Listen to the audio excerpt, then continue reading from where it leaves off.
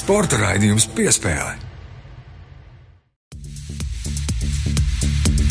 Latvijas radio pirmais kanāls, sporta raidījums Piespēle, studijā Mārtiņš Kļavinieks un Mārs Bergs, studijā šeit Latvijā, Doma laukumā Rīgā, bet tālu ir mūsu viesi, un Māris labprāt sākt šo raidījumu ar nelielu tādu ģeogrāfijas stundu, jo atverot tīmekli un ieskatoties, kas tiek rakstīts zem vietvārda Kambodža, pavisam vienkārši, bet tomēr ļoti koncentrēti ir teikts, ka Kambodža agrāk tika saukt par Kampučiju, oficiāli tā ir Kambodžas karaliste. Tā ir valsts Dienvidaustrumāzijā, Indoķīnas pussalas dienvidu daļā, valsts kopējā platība 181 035 kvadrātkilometri, robežojas ar Taizemi ziemeļrietumos, Laosu ziemeļaustrumos un Vietnamu austrumos, un dienvidaustrumos to apskalo Sijāmas līcis. Nompeņa ir galvaspilsēta, Khmeru valoda ir oficiālā valsts valoda, tā ir konstitucionālā monarhija, karalis ir Norodoms Seihamoni, savukārt premjerministrs ir Huns Manets, un 50. gadu sākumā šī valsts atguva neatkarību no Francijas, un kopumā tajā 2018. gadā dzīvoja vairāk nekā 16 miljoni iedzīvotāji. Mārti, tu to visu zināji? Tu gan baigi aizplūdi Mārtiņa ģeogrāfijas stundā. Šeit droši vien mūsu kolēģi no ārzemju ziņu nodaļas, kuri dzīvo mums blakus kabinetā, varētu pastāstīt šo to par laikiem 70. gadu vidū, par sarkanajiem Khmeriem un Polu Potu. Diemžēl tas ir viens no slavenākajiem iemesliem, kāpēc cilvēki Kambodžu zina, un tas nav labs iemesls, bet kuru mēs te par ģeogrāfiju un vēsturi šajā reizē droši vien tiem, kam ir interesi, tie var iepazīties ar visām šīm niansēm. Šoreiz mēs runāsim par šīs valsts futbolu un par diviem latviešiem, kuri strādā šajā tālajā, eksotiskajā, tiešām ļoti eksotiskajā valstī, vismaz raugoties no mūsu perspektīvas. Jā, Kambodžas Premjerlīgas vicelīderis Visaha komandas galvenais treneris Juridis Kalns un viņa palīgs Renārs Rode šodien mums raidījumā pieslēdz no tālās Kambodžas. Sveiki, vīri! Čau, labrīt! Jā, kam labrīt, kam labdien, kam labvakar, kurā no pasaules malā katrs atrodamies. Es biju pārsteigts, ka tā laika starpība nav nemaz tik liela, lai gan līdz Kambodžai jālido vismaz 16 stundas, atkarīgs no avio reisa, bet 4 stundu starpība, ja es nekļūdos, jā? Kā tur ir, kungi? Jā, 4 stundu, bet Latvijā mēs griezīsim laiku drīz uz priekšā, un tad būs 5. Mēs, man liekas, esam latvieši palikuši viena no pēdējām valstīm, kas griež to pulksteni šur tur. Stāstiet, kā ir vispār nokļūt Kambodžā? Tas droši vien arī ir vesels stāsts. Ilgs lidojums, to jau pasaka priekšā arī tīmeklis. Jūsu pirmais ceļojums uz šo valsti un kāds tas bija, kā tas izvērtās, varbūt pastāstiet īsumā. Tad arī tiksim līdz futbolam. Kopā lidojāt? Atsevišķi kā bija? Nē, visu kopā lidojām arī ar vārtaru treneri Toniju Makmalēnu, kas ar mums no Latvijas kopā mēs lidojām uz tejienu. Mums ļoti ātras reizes sanāca nosacīt ātrākais iespējams, tas bija 20 stundas un ar 2 pārsēšanām. Tas lielais mīnus ir, ka no Rīgas nav pat ne tā, ka tuvs tiešais reizes nav. Mums lielais tālais reizes uz Dubai ir tuvākais no Rīgas principā un līdz ar to. Nav ne Bangkok, kas šeit apkārt ir stundu attālumā, līdz ar to ar 2 pārsēšanām ir jālido uz tejienu. Tas diezgan nogurdinoši sanāca tas ceļš, un pēc nolaišanās mums uzreiz jau bija gan visā uzņemšanā, jau mēdīja apkārt un visi, un tādām aizpampušām acīm mēs pat pārģērbāmies dolīdi šajās Bangkokas toaletēs, ja tā var teikt, un lai mēs nolaidoties Nompeņā labi izskatītos, un tāds nogurums bija liels, bet diezgan ātri adaptējām. 3-4 dienas mēs jau pieradām arī pie laika joslām un varējām arī izgulēties, tā kā uzreiz jau teikt arī darbā gājām. Tā kā Bija interesants lidojums un laba sagaidīšana. Ka Tonijs mums pabrīdināja par to, ka mūs sagaidīs te. Sādāk mēs būtu atbraukuši, izgājuši ārā lidos izpūruši. Tā mēs vismaz, tā kā Jūris stāstīja, sagatavojāmies Bankokas lidostā. Kas jūs varbūt tāds pirmais pārsteigums, kas jums bija par Kambodžu? Es atceros pagājušajā gadā lidojot uz Džakartu, kas ir apmēram tajā pašā reģionā, Indonēzijā, uz pasaules kausa basketbolā. Izejot no lidostas, mani šokēja karstums un gaisa mitrums, cik spiedīgs ir gaiss tur, un tas mitrums tiešām tā kā saunā sēdētu. Kas jums bija varbūt tāds, kas pārsteidz izejot no lidostas, ieraugot Kambodžu? Laikam pirmais man personīgi bija tas, mūsu veda pa taisnu uz stadionu no lidostas, un mēs braucām pa tādām mazām ieliņām, teiksim tā, apbraucot tos sastrēgumus, un tur bija tas industriālais rajons, un viņš bija tik netīrs un tik tāds cūcisks, ja tā var teikt, un likās, tā saskatījāmies, vēl runājām, ja šādi ir viss Kambodža, tad būs diezgan grūti pielāgoties, bet tas bija tāds pirmais iespējas, un viņš bija teiksim tā, ja parasti pirmais iespējas atspiežāt, paliek atmiņā uz ilgu laiku, tad tas bija tas, ka viņš uzreiz pazuda, jo patiesībā Kambodža ir diezgan skaista valsts. No savas puses teikšu, ka apmēram kaut ko es gaidīju, jo bija brīdis, kad spēlēja Malaizijā un mums bija treniņometri šeit, 2 nedēļā. Un tad tos skatus, ko Jūris redzēja sākumā, es jau redzēju pirms tam. Apmēram es varēju saprast, kas un kā, un tā kā tajā laikā nebija iespējas kaut kur iziet apskatīties kaut kur citu, tad tas bija vienīgais, ko es redzēju, un sākumā likās, ka būs interesanti, kā iedzīvosies. Bet, tā kā Jūris teica, pēc tam tu redzēji arī citu Kambodžu, un skaista un attīstīta, tā kā ir interesanti, ir ļoti laba pieredze, ir forši.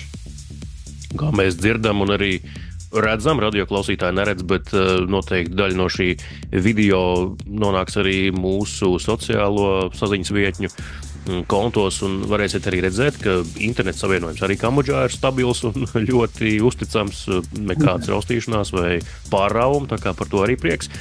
Jorģi, mēs nonāksim vēl līdz tam stāstam, kā šis piedāvājums tevi atrada, šī komanda, šīs komandas vadība, bet vai Renāru tu ņēmi līdzi kā savu palīgu izvēlējies arī tāpēc, ka viņam ir tā eksotiskā pieredze? Viņš Malaizijā spēlējis, viņš ar Dienvidāfrikā arī tur ne tikai paspēlējis, bet dažādi piedzīvojumi viņam ir bijuši arī ārpus laukuma. Tas arī nospēlēja kaut kādu lomu, vai tīri profesionāli izvērtēji?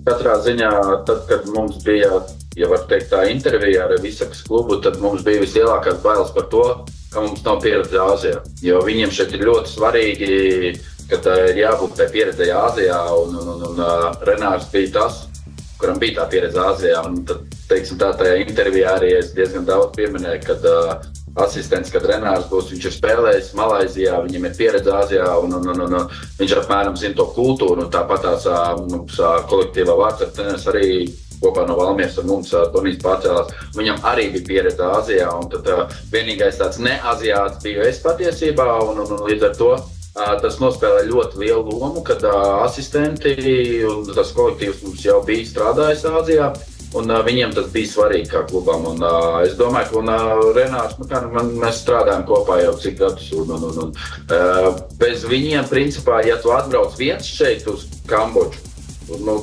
tā būtu katastrofa, ja tā varētu teikt, jo baigi grūti gan vietējie, gan visi apkārt, kas notiek, ja tev nav palīgi blakus, kur tev saprot, tad, principā, es te viens pats pērtos savā sulā, viens pats visu vadītu, principā, būtu jau nojūties noteikti, bet kopumā, jā, tas darbs mums bija viegli sakārtot, salikt, ja mēs zinājām katras funkcijas un zinājām, kāpēc mēs te braucam un kā mums tas bija sakārtots nosacīt Valmierā, un līdz ar to mums bija vienkārši pakārtoties, un gan Renārs, gan Tonijs, mēs jau zinājām gan treniņu plānus, gan uzdevumus, un kā pie viss pieiet, līdz ar to tas ir daudz vienkārši.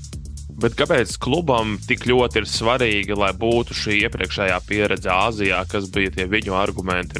Kāpēc vajag? Tāpēc, ka Āzija ir specifiskā ar savu kultūru pirmām kārtām, ar savu intelektuālo līmeni, viņš ir daudz savādāks, tas loģiskā domāšana viņiem nav tik attīstīta iespējams kā mums, un tā kultūra ir no Eiropas, ja mēs salīdzinām, pilnīgi dažādāks, savādāks pieejas spēlētājiem jābūt daudz visādi, es nezinu, kā teikt, aiz muguras daudz, kas notiek tev kā trenerim ir jāierauga situācijas, kas iespējams Eiropā nemaz nekad nenotiktu. Un līdz ar to tev ir jāpazīst tā Āzijas vide, tā Āzijas kultūra, lai saprast, kas tie ir par cilvēkiem un kā viņi spēj domāt. Un šeit tas ir daudz savādāk nekā pie mums, mūsu pasaulē. Renār, Jurģa, aicinājums, vai brauksi uz Kambodžu? Kāds tas bija un kad tas notika? Un cik ilgi tu domāji? Tas kaut kā viss, man liekas, ka dabiski notika. Pat nebija tāds, ka jā vai nē, tāds dabiski un nebija pat tāds pārdoms. Bija uzreiz interese braukt. Tas izstāv dabiski. Nekādu tādu jautājumu nebija. Jā. Galvenais bija beigās, ko Jurģis izdomās. Vai viņš gribēs piekrist tādām variantām un tā. Es jau skatījos, kā jau. Tu jau biji sakravājis Somu, jā? Man viens Somu vienmēr stāv jau sakravāt, ja katru gadījumu. Jurģi, kas tad bija? Jā, turpina Renār. Jā, tur tas stāsts jau bija tāds, ka visaka nebija vienīgais variants, un tad mēs tur visi tā komunicējām, un tad viņi arī teica, ka es izlemšu, tā arī būs, un līdz ar to tā arī sanāca, ka tikpat labi mēs visi šīs pats kolektīvs varējām palikt Latvijā, tikpat labi varējām doties arī kaut kur Eiropas virzienā, un tikpat labi nonākt šeit Kambodžā. Mana tā izvēle nebija viegla, ceļš, ka tev jādomā pa vairākiem, tas nekad nav vienkārši, bet paldies viņiem, ka viņi teiksim, tā uzlika uz mani to spiedienu, lai es izvēlos to galamērķi un kā tas būs. Un, man liekas, ka šeit nav ko šobrīd nožēlot, kad tāda pieredze, kādu mēs esam ieguvuši šo mēnešu laikā, tas ir kaut kas nevarēja pirms tam iedomāties, ka tik īstā laika posmā tu var iegūt tik ļoti lielu pieredzi, esot, pieņemsim, trenerim ārzemniekam kaut kur ārpus Latvijas.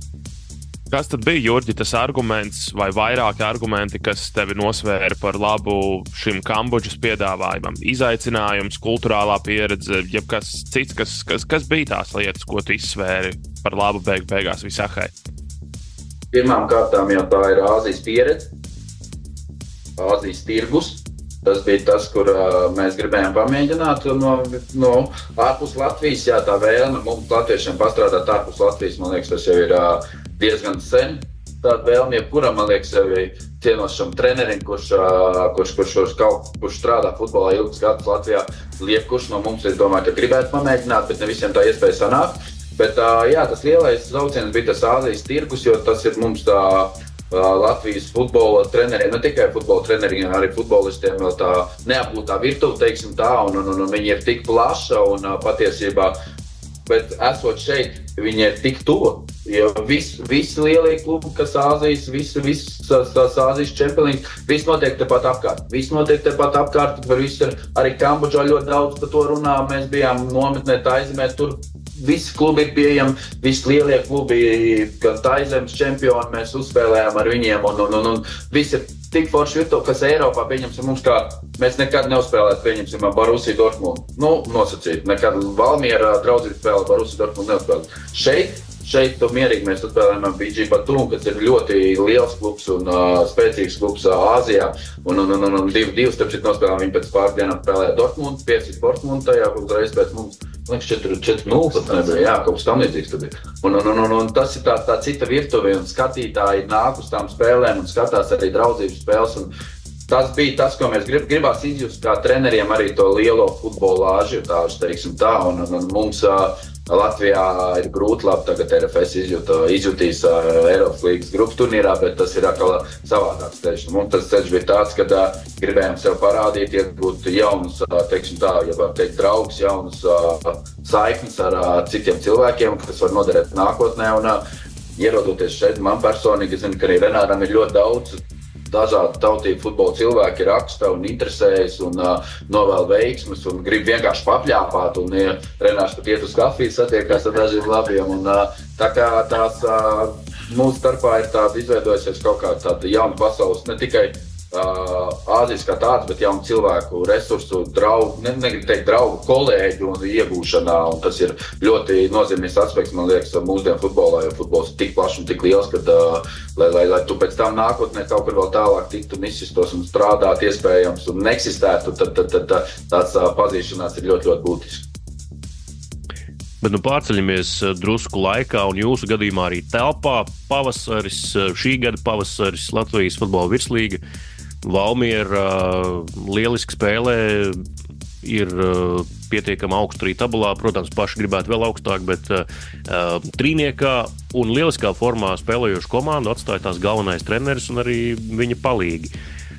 Juri, tu tagad ar noilgumu var pastāstīt, kas tur īsti bija, vai tomēr tu nevēlies tam pieskarties? Kāpēc tā notika? Jo tas likās neloģiski no malas. Kāpēc? Komanda lieliski spēlē. Man jau tieši otrādi ir, mēs tagad tā nezinot to background, patiesībā komanda labi spēlē. Tad treneri ir pieprasīti arī ārpus pasaulē. Arī tā var pastīties īstenībā, jā.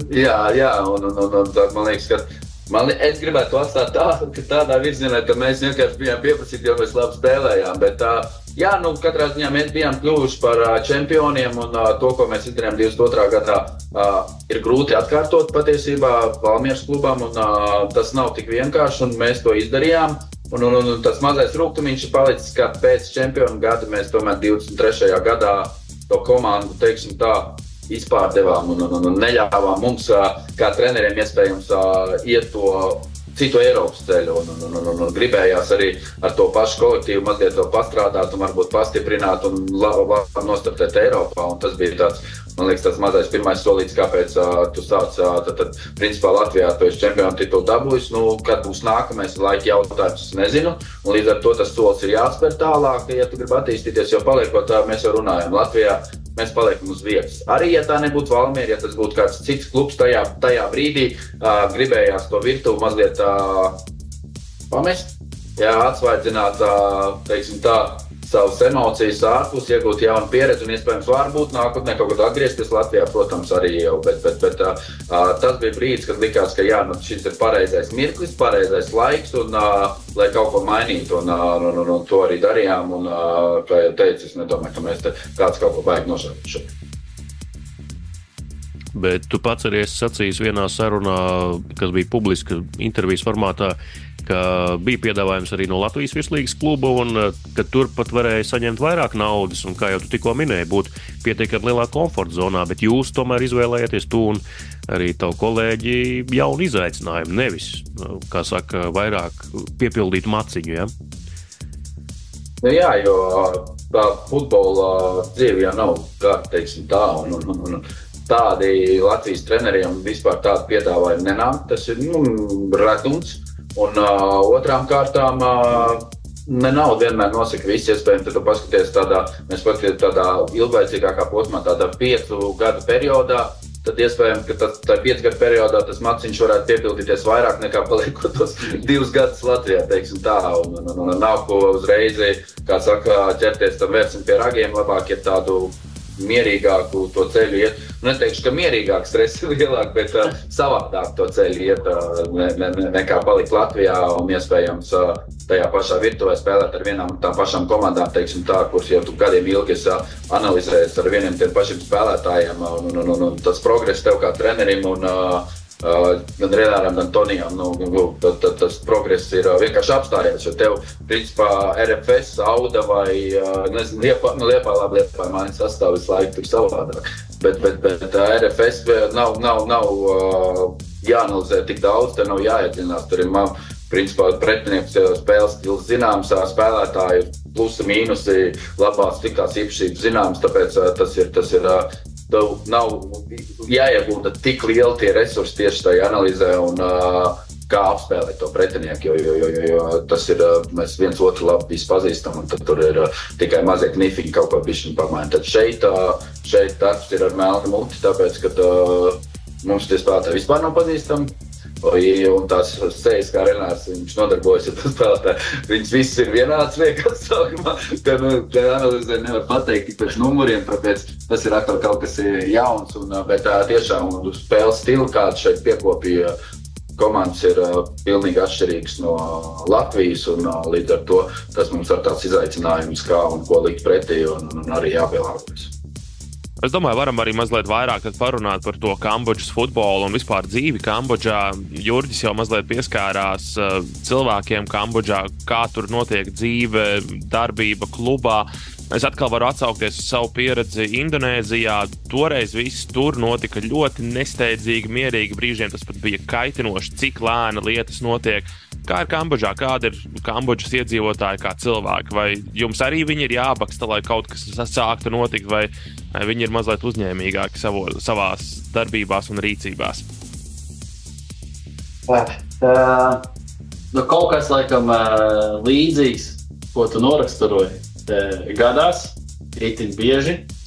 Tā ir arī laba pieredze, jāpabaksta cilvēki, un Jurģim ar to diezgan daudz jānodarbojās, jo mēs gribam visu veikt, cik vien profesionāli mēs varam.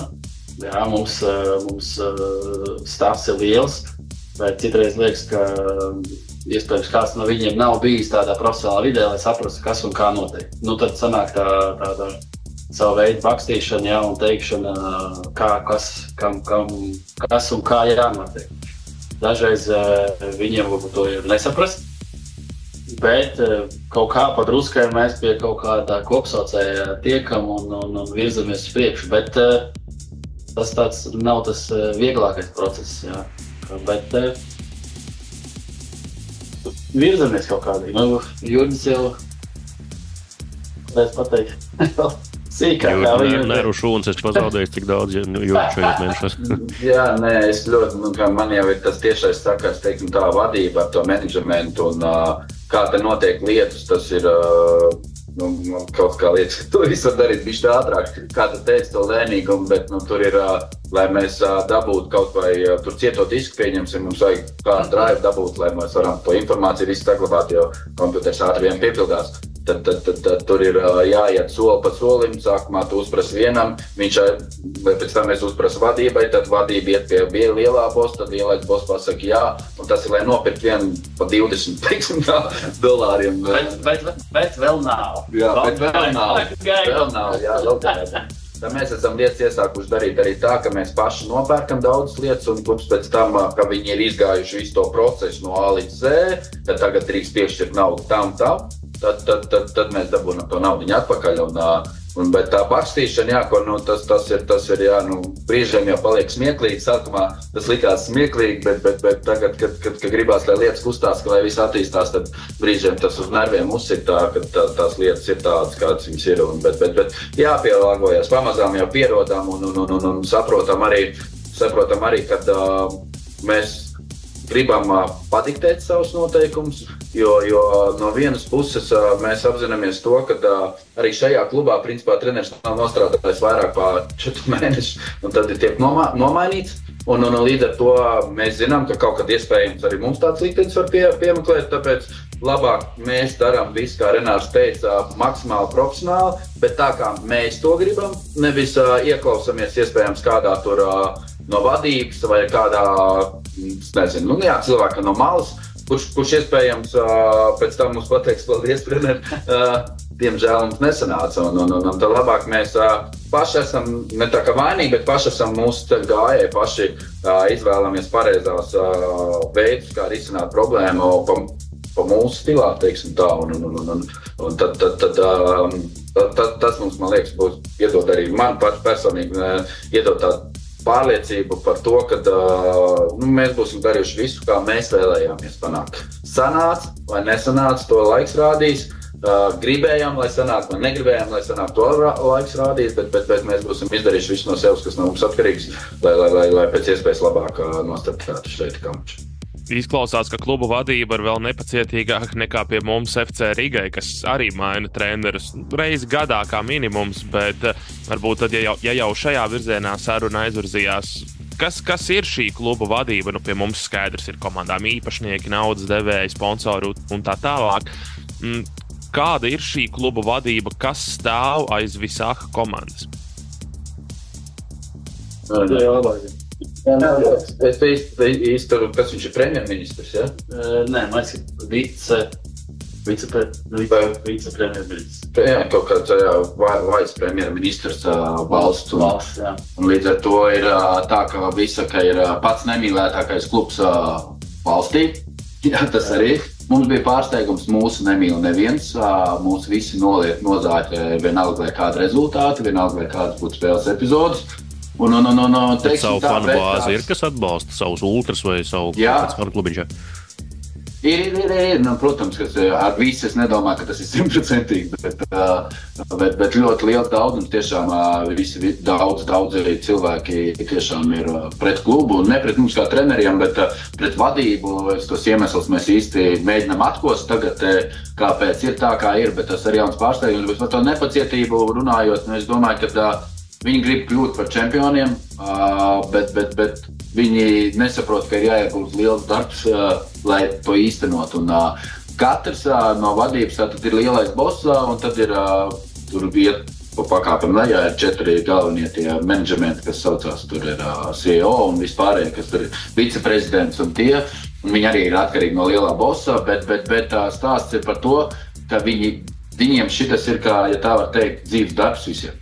Viņi ir šeit kaut kādā pusradinieki, vai tik nav kaut kas tam ir stāsts. Kaut kāda saistībā ar to lielo bossu, un stāsts ir par to, ka viņi visi grib būt tā kā, ja tev ir panākumi, tad visi viņi grib būt par to atbildīgi. Līdz ar to viņi ļoti daudz savā starpā, man liekas, pa daudz, viņi nav viens vesels, jo katrs grib būt tagad, mūs pieņemsim atbildi šeit viens no viņiem, viena sieviete no viņiem, un pārējie tā kā uz to skatās, ka viņiem nav dot tā, ka lielais boss šoreiz uzticējies viņai, un ka viņiem nav dot tā iespēja, un tā viņi tā skeptiski skatās, un teiksim tā, mēs jau te cīnamies no pirmās dienas, bišķiņa tāda tuncīšu duršana mugurā, ja tā var teikt, kad ne visi grib, lai te strādā šitie te iebraucēji treneri, teiksim tā, un līdz ar to, jo viņiem arī ir savas vēlmes, un viņiem tas pieņemts, ka viņi visos pasākumos pa priekšu staigā fotografējās, un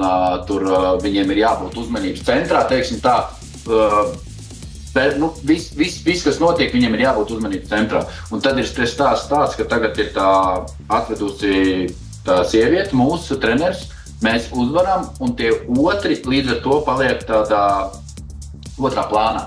Un tā viņi savā starpā cīnās un meklē kaut kā mazliet, kaut ko ieriept, kaut ko izdarīt ne tā, kā vajag. Un tā mēs arī tādām mazām lietiņām, ar ko mums kā treneriem vispār nebūtu jādīlo, mēs ar tādām lietiņām arī dīlojam. Un līdz ar to problēma ir tā, ka mēs jau te runājam, ka te diezgan daudz strukturizēti jāmaina, jo tās opcijas, kas viņiem ir pieejamas, gan bāze, gan treniņu laukums, te ir pilnīgi viss.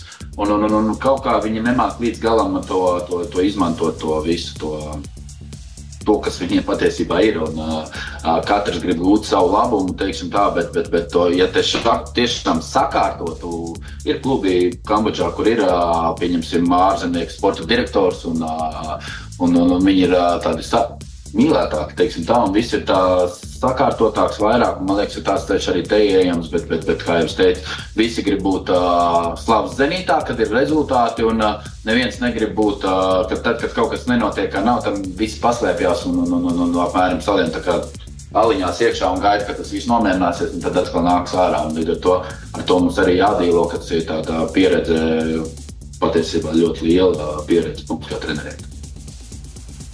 Jā, interesanti, katrā gadījumā iekšējās intrigas arī Kambodžā un klubu futbolā notiek. Par čempionātu, kā jau sacīju sarunas ievadā, Visaka komanda atrodas 2. vietā. Šobrīd pēc 7 aizvītām spēlēm jums 15 punkti. Interesants čempionāts, 11 komandas, interesants uzmetot acis komandu nosaukumiem, jo Mārs iepriekš vaicāja jums, kāds ir jūsu kluba, tā teikt, kas ir jūsu kluba pamats, kas ir īpašnieki, kas aiz tā stāv. Jo čempionātā spēlē, piemēram, 10. vietā esošā iekšlietu ministrijas komanda. Ir arī 8. pozīcijā National Defense, jeb aizsardzības laika ministrijas komanda sanāk. Tas tāpat kā Latvijā, ja spēlētu ASK klubs Latvijas futbola virslīgā vai Nacionālo bruņoto spēku komanda.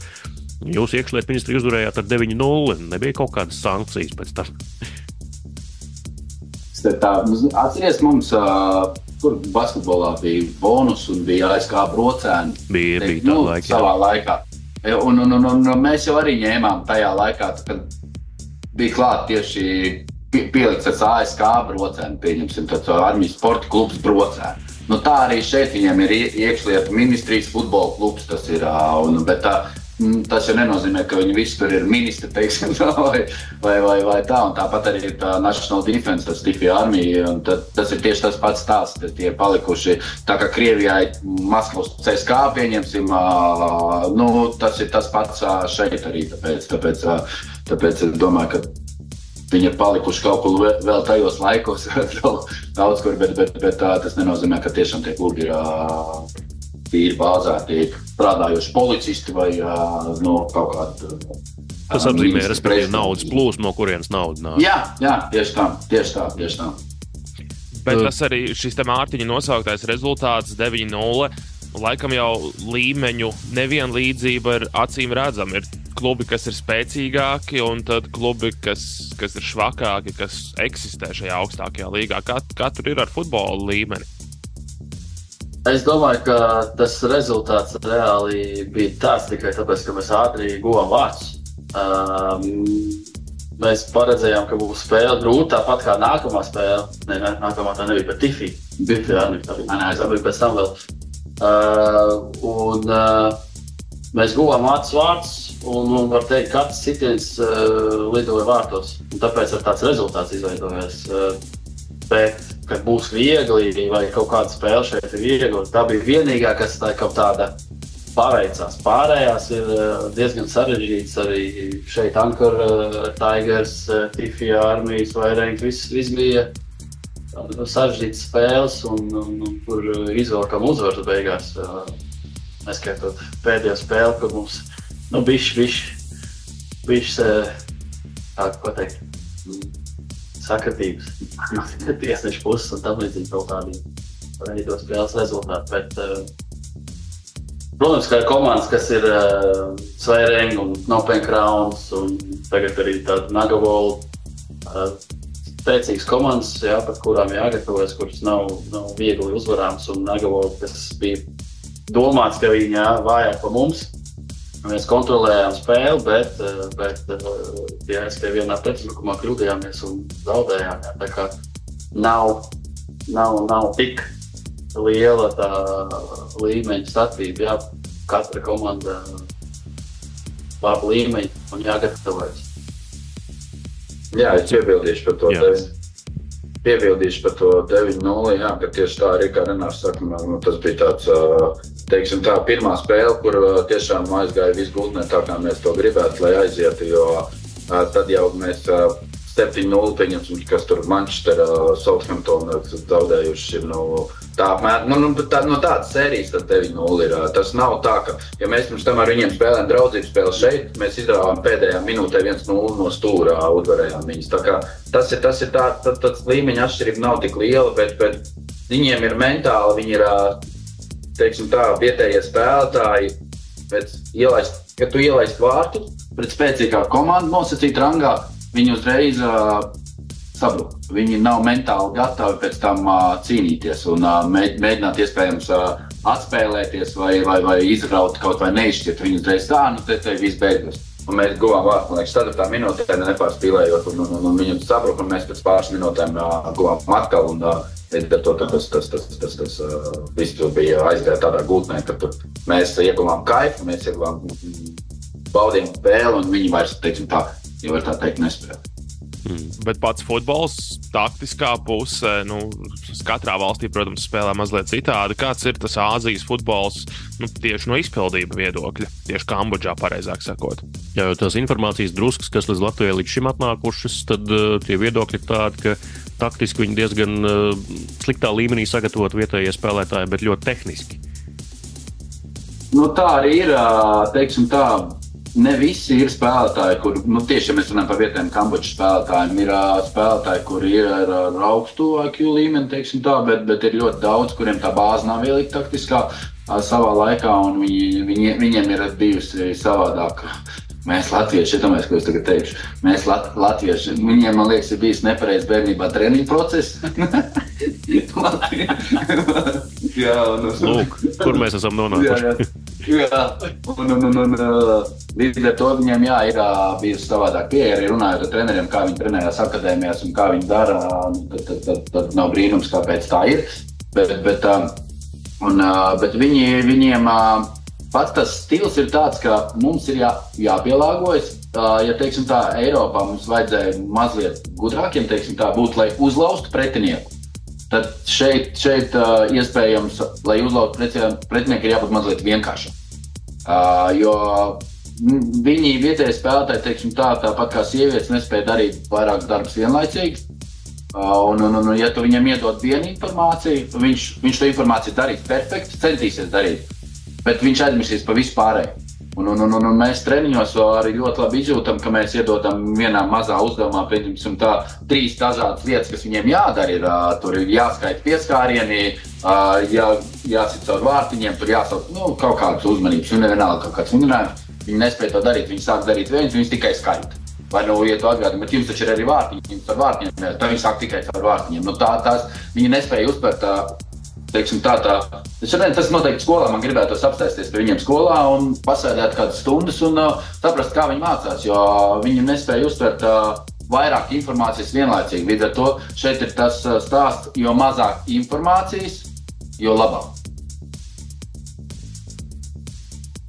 Respektīvi, vienam spēlētājam dot vienu konkrētu uzdevumu un tā katram laukumā, jā? Teiksim, pat nevienam spēlētājam, pat visai komandai. Visai komandai. Tā, jo mēs sākumā ļoti daudz darījām vienveidīgus, kā mēs arī Valmierā sākām patiesībā. Mēs kādu mēnesi vairāk strādājam uz vienu veidu, kā mēs gribam uzbrukt uz vienu veidu. Un tad, kad mēs redzam, ka spēlēs mēs to darām, visu apmēram jau apgūst, tad mēs ejam pie nākamā. Tad šeit mums sanāca tā, ka mēs... un šeit mums sanāca tā, ka mēs sākām pie tā viena, aizgāja spēlēs nometnē, aizgāja baigi labi, viss super, mēs domājam, čempī tā ieliks cauri, ejam pie nākamā.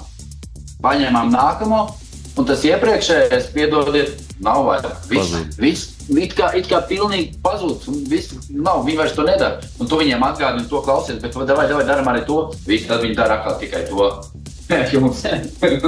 Mums kolēģis atnāca. Viņš arī grib piedalīties sarunā. Jā. Tā kā tu iedod viņam vienu informāciju vai otru informāciju, viņš uztver tikai vienu. Līdz ar to tā ir tā lielākā, ko mēs te cīnamies un mēģinām. Futbols tā nav, futbols ir kreatīvs sporta veids un ir daudz jādomā, un katra situācija ir dažāda, un spēlētājiem ļoti daudz laukumā jāpieņem lēmumu pašiem. Līdz ar to bieži ir tā, ka, ja tu pateici, viņi tikai tā dara, tur pretinieks jau pārkārtojas, jau dara savādāk, un viņi to nespēja realizēt. Pēc tam, līdz ar to tā spēle sanāk vienmajā. Un cik daudz zināms, tad arī par akadēmijas, kas sākās no kaut kādiem 15 gadiem, 14 gadiem, pirms tam viņi tur pa ielām vai kaut kādas mazās skolīs tur spēlē. Tas arī savu veidu iedod. Vēl, ko jūs teicat par skolām, cik ir interesējies, tad diezgan daudziem nav pat pamatskolas, vidusskolas izglītība. Jā, tāpēc varbūt tas kaut kā tas to visu iespaido. Un par pats spēles stilu, ko es arī, kad biju Malaizijā, un es arī biju ar tev tām draudzību spēlēm, reiz sapratu, ka vietējiem spēlētājiem ir problēmas ar divcīņām. Bieži vien, ja ir lielāks spēlētājs vai leģionārs, tad viņiem ir bišķi bail no viņa, vai liek kājas. Un ir, protams, tādi, kas tur lido iekšā, un citreiz nevar saprast, ka tur pat raku jau. Pat tajā pašā laikā nākamajā momentā... Divas galējības sanāk, vai par maz vai par daudz? Jā, tā citreiz izskatās, jā. Tad, jā. Cik leģionāru var būt Kambodžas Premjerlīgā katrā komandā? 6 leģionāri, 5 uz laukuma, 3 no viņiem tā worldwide, jā, kurš viens ir aziāts un viens ir Southeast Asia, tas ir dienvidu austrumu aziāts. Tā kā tas kopā 6 un sanāk viens maiņā ir 5 vēl laukumā. Jā. Bet tā grūtība ir tas, ka no visas pasaules var būt tikai 3, teiksim tā. Tad vēl viens ir aziāts un viens ir visgrūtāk dabūnamais iedzīgais spēlētājs, tas ir no tās Southeast Asia. Tur Vietnam, Filipīna, Indonēzija, Taizeme un tur tie spēlētāji, teiksim tā, tie, kas ir labi, tie spēlē tur top klubos, jo daudziem visur pārsvarā Āzijā ir tā kvota Southeast. Līdz ar to ļoti grūti atrast, tā ir labu tādu spēlētāju, tā ir mūsu tagad transferā, teiksim tā, janvārā prioritāte, pēc tā mēs vispār vadīsimies noteikti tālāk, ko mēs vispār piesaistīsim tālāk, kādas pozīcijas spēlētāji mēs dabūsim tieši no Southeast Asia. Bet tad sanāk tā, ka treneriem ir visu laiku jātur, ja ne karte, tad pases un karte kaut kādā komplektā un jāskatās tā, kur šis ir dzīmes, vai mēs tagad viņu drīkstam sūtīt laukumā, nedrīkstam. Arī tāda papildu galvas prāta nodarbināšana. Tik traki nav, jo viņi ir maz, ja viņi būtu 15. Pieņemsim, tad gan, jā, bet tā tev jau tik 6 viņi ir un principā. Un klubu parasti izmanto 3 ir kaut kur no pasaules un 2 aziāti parasti viņam. 2 aziāts, jo tev principā, ja tev viens aziāts nevar spēlēt, satraumējies kartiņas vai ko, tu nevar izmantot vairs pilnu leģionāru kvotu, teiksim tā, jo tu nevar likt 4 pieņemsim ārpus. Tāpēc klubi izmanto 3 worldwide un 2 aziātus, un viens ir tas Southeast Asia, lai gadījumā, ja kas, lai tu var to Āzijas kvotu vismaz kaut kādā veidā. Tad, ja kas aziāti var izmantot kā worldwide, ja kaut kas notiek ar pasaules leģionāru. Kā vispār apkārt futbolam, jūs jau minējāt lielais futbols, skatītāju interese, droši vien arī televīziju, mediju interese tur uz vietas. Kā ar šīm lietām, kā jūs to izjūtat? Te ir laikam lielāka interese, nekā Latvijā. Ja te vairāk izmanto Facebook, viss notiek tur. Pārsvarā, visa informācija, arī spēles, viss tiešraides Facebookā vai YouTubā. Katru spēli tiek translēta, fani, komentāri, cilvēku ažiotāža, kāds kaut ko atpazīst, Tā kā ap futbolu ir patīkama atmosfēra. To, ko arī Jurģis teica, ka gribās kaut ko samainīt un atbraukt un izjust to. Izjust arī, teiksim tā, ar lielāku spiedienu, lielāks problēmas, ar ko sastapties un ar ko, kas jārisina, priekš savas pieredzes, priekš nākotnes. Tā kā tādā ziņā te ir patīkami, un arī mums šeit, Jurģis nepieminēja bāzi, bet stadions mums ir fantastisks, kas ir arī, es domāju, ka viens no tādiem top dienvidu austrumu Āzijā, un arī citi stadioni arī patīkami, kuros spēlēt. Ir, protams, arī kā iepriekšējā spēlē stadions tāds,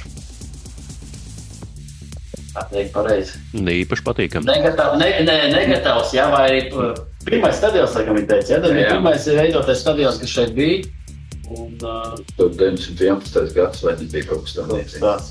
Un tad viņš laikam gandrīz tāds arī palicis, un tad tur ir augstākā līga, un tad bija interesants tēls, kā paskatīties, kas un kā nepabeigts tribīnas, mājas apkārt, un tā kā tā bija agrākā franču kolonija, tad tāda mājas ir tāds interesants, savādāks. Interesants. Tīmekļa informācija saka, ka jums ir Prinča stadions ar 7000 ietilpību. Tā ir patiesība? Jā. Kaut 7,5 te ir. Bet viss ir tik kompakts un tik tāds un vēl blakus vairākajos. Būs vairāk. 2 puses, tā būs stadions, kas ir pilnībā apkārt. Es par tiem mēdījiem vēl gribēju piebilst to, ko Renārs teica, kad patiesībā, šeit tā mēdīja kultūra patiesībā ir daudz zemākā līmenī nekā pie jums. Tur tas jums tāds kompliments lielais ir. Paldies, Jūri. Jo šeit ir tā, ka Latvijā nekad neviens neuzrakstīs savādāk to, ko tu esi teicis. Šeit viņi, principā, katru reizi mēģina kaut ko uzrakstīt, pieņemsim, Jurgis Kalns tur pateica tā un tā, kaut gan tur pat tuvu nav bijis tā, un tad ar viņiem cīnies te, kad, ja jūs citējat manus vārdus, tad jums viņi jācitē precīzi. Un Latvijā, kas tāds nekad nenotika, šeit viņi izdomā vienkārši paši savus stāstus, un ka treneris tā ir teicis. Ar to tas tāds priekš manis tas kaut kāds jauns. Es nebiju domājis, ka kaut kas tāds vispār ir mūsdienu pasaulē vēl iespējams. Bet jā, viņi te grib, katrs grib būt žurnāliste, jo viņi visi te ir biznesmeņi. Viņiem katram ir savs biznesiņš vispār pasaulē. Veikaliņš vai kafijas šops vienalga, viņi biznesmeņi. Un katrs grib būt manā skatījumā arī žurnālists, teiksim tā. Vai viņš ir akreditēts vai neakreditēts, tas ir cits jautājums, bet savā Facebook lapā viņš raksta visu, ko grib. Un līdz ar to tas tā lielākā cieņa ir ar tiem, man liekas, jo viņi priekš sevis gribot kaut kādu, teiksim tā, posmi, viņš vienkārši uzraksta kaut ko pilnīgi atžgāru, tad tur ir pilns uzreiz tūkstošiem komentē. Starp citās spēles, mums YouTube'ā skatās, tur bija viena spēle ar Svairengu, vai nebija pārpār, tik bija pārpa 100,000, kaut kādi 130,000, kaut kas tam ir. Tā kā, bet viņi arī slinki nāk uz stadioniem ir, bet YouTube'ā un Facebookos tur viņi ir pilns. Tas interesanti, ka Jurģa Kalna vārdus, kas vienmēr pēc spēlēm tāpat ir ļoti interesanti, vēl pietušie un uzspodrina. Tas tāds interesants stāsts, jā. Renār, tu vēlēsi? Jā, uzspodrināt, tad būtu labi. Jā, viņam jau bija incidents tieši tajā Svairenga spēlē. Treneris, izlasīja savādāk kaut ko, kas bija sarakstīts, jā, un apvainoja.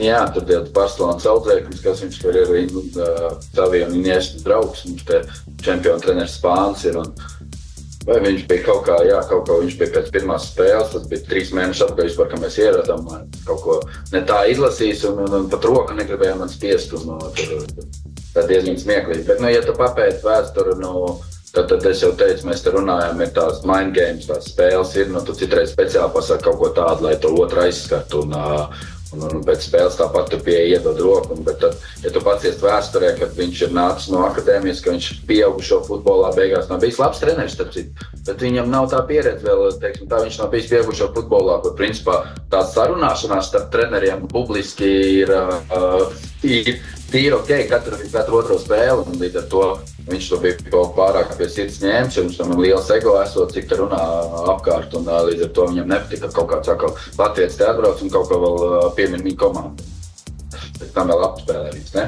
Jā, viņš pēc spēles nedēļ roku. Bet viņš nebija vienīgais pēc spēles, vai spēles laikā ir tīpat beigās, jo, kad mēs izvirzījāmies vadībā, viņš nebija vienīgais, kas tur likās tā, uzvedās, ne kulturāli, bet savādāk. Jā, nepēc pieņemtiem. Jā, tā kā vajadzētu tam būt profesionālā vidē. Tas arī bija tāds interesants, ja spēles laikā rādus mums ar pirkstiem un apsmēja vēl kaut ko. Tāpēc, bet viņi gadu nebija zaudējuši. Gadu nebija zaudējuši, jā, un tad viņiem tas bija tāds triecies, laikam, nezinu, un tad viņi nevarēja sevi noturēt rāmjos, un tad varēja redzēt, jā, ka spēles laikā jau tur pirkstiem tur vēl kaut ko, tur uzsmēja vēl kaut ko.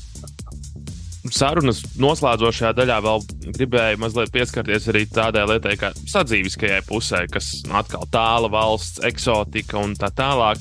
Visa šī Dienvidu Austrumāzijas reģiona īpatnība ir motorolleri un haotiska satiksme. Esat piešāvušies pie šīm lietām? Es tieši braucu ar motorolleri, jā, Jurgis brauc ar mašīnu. Man sanāk visur tikt ātrāk. Jā, krietni īpaši. Sākumā. Jau vairs tā nav.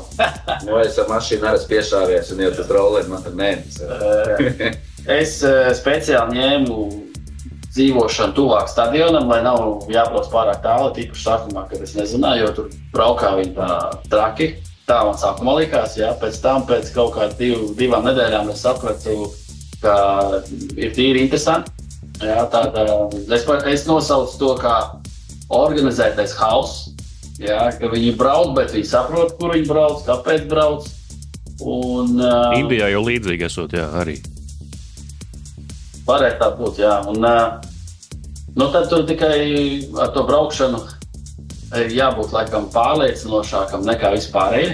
Ja tu brauc un saproti, rādi, ka tu neapstāsies. Tu brauc, jā. Cireiz, viņi brauc ārā no kaut kādas sētas, jā. Tad tu brauc pa galvenā. Viņiem vienalga, viņi tur brauc ārā. Vienalga, ka tu tur nesies.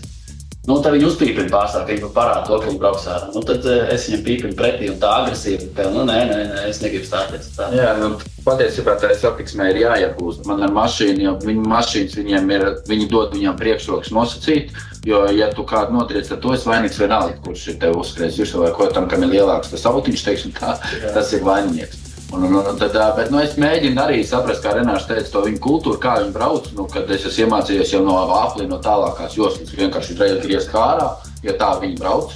Un tad es esmu pie sevis loģiski domājot, sācis domāt, kāpēc tā, un tad es domāju, ka ja tu griez ārā, viss, kas iet pa apli, viss redz, ka tu griezi. Un neviens tevi neieskries, un tu pārbrauc mierīgi pāri. Un tas ir tāds jauninājums, ka viņi mēģina no tālākās joslas nogriezties pa labi vai pa kreisi, teiksim tā. No tālākās joslas nogriezties, un pie tā ir jāpierod, ka tas ir normāli.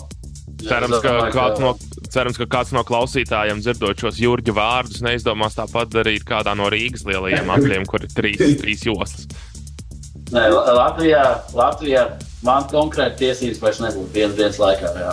Jo te vispār droši pār divām līnijām, pretējā virzienā. Tāpēc, ja tev ātrāk jātiek kaut kur, tu mierīgi brauc pretējā virzienā sākumā. Tev palaidīs, vai tu parādi pagriezienu vienalga vai roku kaut ko, un tad tu tik brauc. Tā kā es sajūtu tādu, ka ka tu esi 20 gadu apakaļ ticis, un ka tu vari viši pārkārtot nodarījumus. Neko nesaka. Policija uz ceļiem ir klātesoša, ceļu policija? Ir apstādinājusi arī. Ir bijis tā, ka es stāvu tajā pagriezienu skries, ka policijas, un labi, šoreiz nebraucu sarkanam. Bet viņi brauc. Jā. Es arī esmu braucis jau par labi, tad sarkanais ir, viss tāds brotolo būs mieru par labi, es sarkans mauc, es vairs neapstājos arī. Un man arī policija vienreiz apstādināja un teica, ka es runāju pa telefonu, un es viņam rādu, man ir tas handsfree, normāli mašīnā, es varu runāt parasti, man arī, kur tu dzirdi, un lika, man es tur runāju ar ģimeni, lai runā, kad es tā runāju. Tur mierīgi. Bet mums tas klubs, kā jūs teicu, mums boss ir diezgan liela persona, tad principā, kad ar apstādiem policiju, tu nosauki, ka tu esi no Visakas futbola kluba, un tev uzreiz atlaiž un pasaka paldies, jauki jums dienu. Brīnišķīgi. Cerams, ka jūs tās paražas nepārmantosiet atgriežoties Latvijā. Pēc sezonu beigām braukšanas paražas tur būs jāpārslēdzās, droši vien tas arī būs grūti. Noslēgumā vēl mēs noteikti daudz varētu runāt arī par Kambodžas Premjerlīgu un arī Visakas klubu un jūsu ikdienu tur, bet es gribēju vēl pajautāt Jurģīt pēc RFS neizšķirt pret Galatasaray. Lieliska spēle. Nezinu, vai tu sakoji līdzi, bet daudz atcerējās tavu citātu, ka par neizšķirt priecāties nedrīkst. Vai tu biji priecīgs par RFS neizšķirt par Galatasaray? Es biju ļoti priecīgs par RFS, bet man liekas, Jānis Ikonieks. Tas ir mūsu tūkstoši. Viņi ir netomani, ka mēs šobrīd komunicējam. Tas ir Jānis Ikonieks ļoti labi atbildējis. Nezinu, kam tad presē ļoti labi atbildēja, kad ir jau atšķirīgs, kur tu priecājies, vai tu lēkā uz laukumu pēc viens neizšķirt, ka tev personīgi tas neko nenozīmē, otrai komandai tas nozīmē visu. Vai šādās spēlēs, protams, tā ir ļoti liela atšķirība. Un es biju vispār šokēts, ka man atsūtīja, kad atkal ir 2 gadus vecs kaut kāds izvilkts ārā, kur pēc tukuma spēles, kur mēs gandrīz zaudējam čempionu titulu izvilkts ārā, kur tur uz emocijām. Tas tāds, man liekas, tāds diezgan viegls gājiens no Latvijas preses puses bija, bet nezinu, priekšām tas vajadzīgs. Loģiski, ka jebkurš saprot, un mums ir Jāni, pēc tam mēs sarakstījāmies, runājām par to, ka tas viņš saka, tas ir pilnīgs muļķības, ka tas loģiski, katra spēle ir savādāk, un pa katru spēli vai tas ir Eiropas līgas grupturnīrs vai pusfināls iespējams, kur tu 2 spēļu summā tiec finālā kaut kādās Eiropausos, nospēlē neizšķirt un tiec tālāk, un tas ir 2 dažādi, dažādas spēles. Dažādas vērtības tam ir, jā.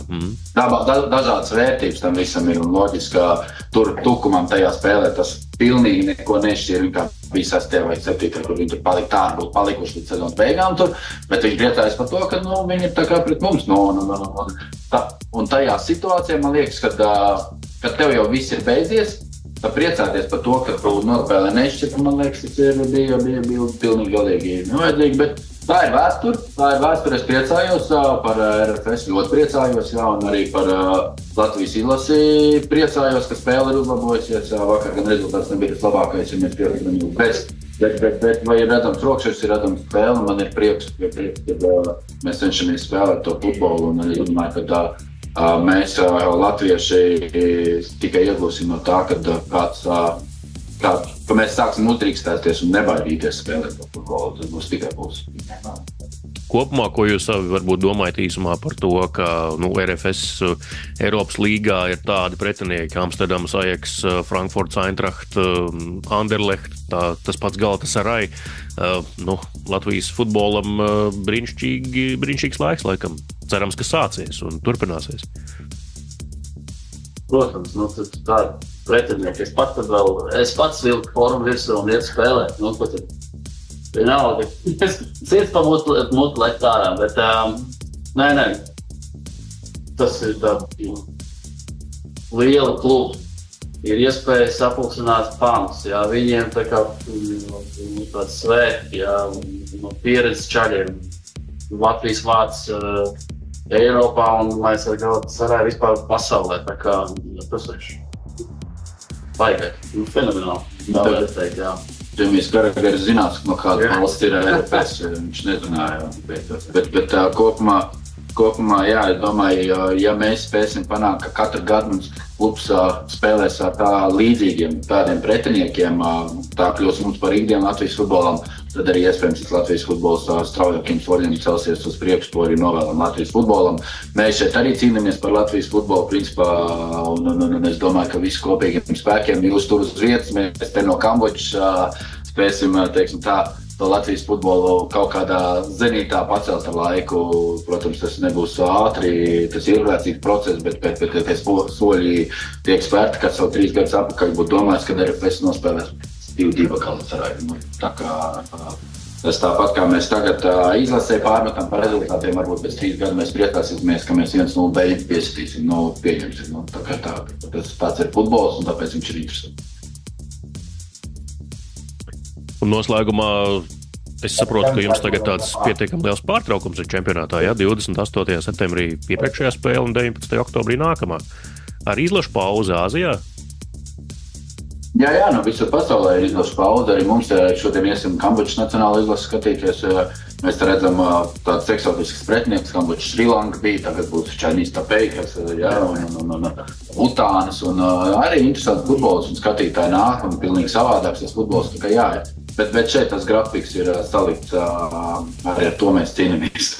Tik mums 4 spēles, 3 nedēļas pauze, 4 spēles, 3 nedēļas pauze, un tagad vēl būtu tas Āzijas Mitsubishi kaut kāds viņiem, un tad tur ir pa 2 nedēļu pauze, tad ir mēnesis nav spēle, tas grafiks ir tāds diezgan biedējoši, un es jau saku, no profesionālā aspekta, mums kā treneriem ir ļoti grūti sagatavoties, ka tev ir spēle 1-2 nedēļā, tad tev kā mēnesis nav, tad atkal tur ir kā pa kalniem, un līdz ar to tas arī viņiem te ir, principā, kā jau mēs te runājam, te varētu tik daudz mainīt, tik daudz ieteikt mēs, latvieši, Kambodžas futbolam, Kambodžas Premjerlīgai varētu palīdzēt tik daudz, kad,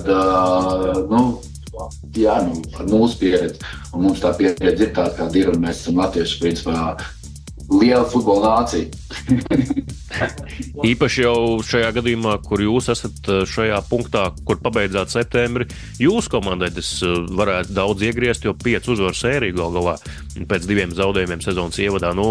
Gribētos jau ātri turpināt uz tā paša viļņa, bet tagad mēnesis pārtraukums, skaidrs, ka noploka tas viss emocionālais uzrāviens un atkal viss, kā saka, jābūvē no sākuma laikam, vai ne? Tur mums bija tur tās spēles pēc kārtas diezgan tajās dienās, un šeit viņi nav raduši tā spēlēt. Ja mēs pie mums mīlējām to, ka mums katru 3. dienu spēli, tad šeit mums sastāv dziļums nav tik dziļš kā iespējams citām top komandām.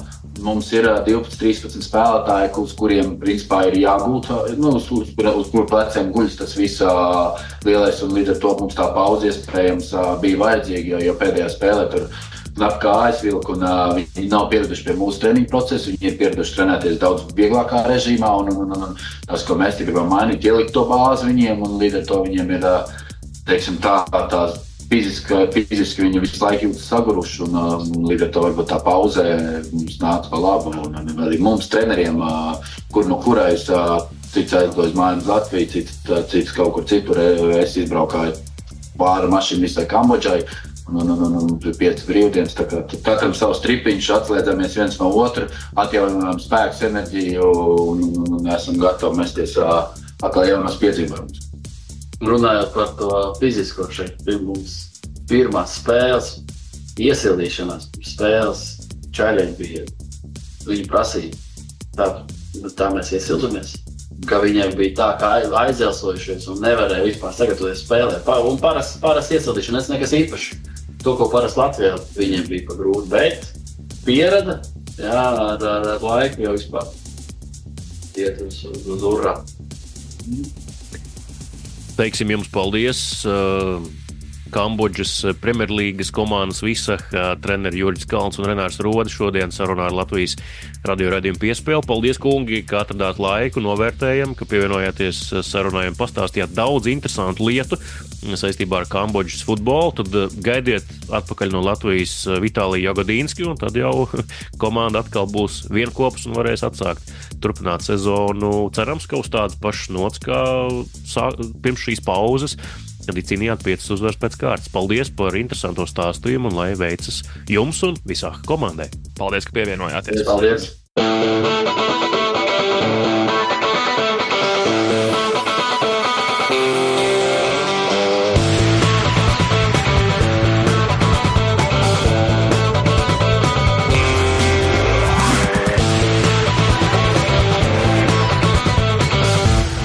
Sporta raidījums Piespēle.